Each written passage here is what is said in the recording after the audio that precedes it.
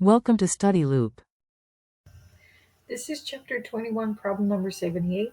We know overloaded motor may burn due to the high currents. Suppose you have a blender with an internal resistance of 3 ohms in part A, we're asked at 120 volts, what is the initial current through the blender?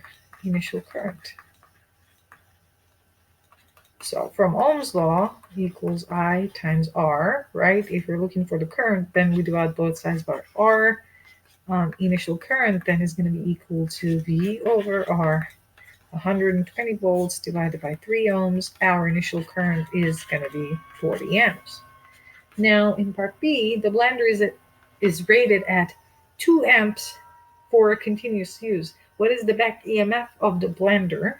So if the current is 2 amps, then we surely have the back EMF, right? So the applied EMF minus the back EMF then is going to give us the initial I, the I times R, which is during the operation, the current during the operation times the resistance, right? So if we want to calculate the back EMF, then we have epsilon applied minus I times R. Applied is 120 volts minus the safely operating current is 2 amps and the resistance is 3 amps. So what we have here is 114 volts in the back EMF.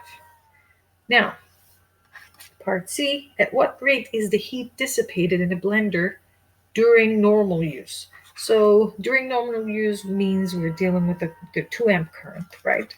So the overall definition of power dissipation is I squared times R. Now, in our case, during normal use, the current is 2 amps. So 2 amps squared times the resistance is 3 ohms. So we have 12 watts for the power dissipated. Something should happen to the blender, and if it stops working, while it stops working, stops turning, at what rate is the heat dissipated in the motor coils now? Now we are going to use the initial current when we're calculating the heat dissipation, right? Because the current is no longer 2 amps. So it's 40 amps that we calculated in part A. We're using that value squared times the resistance, which is 3 ohms. So then our answer is 4,800 watts.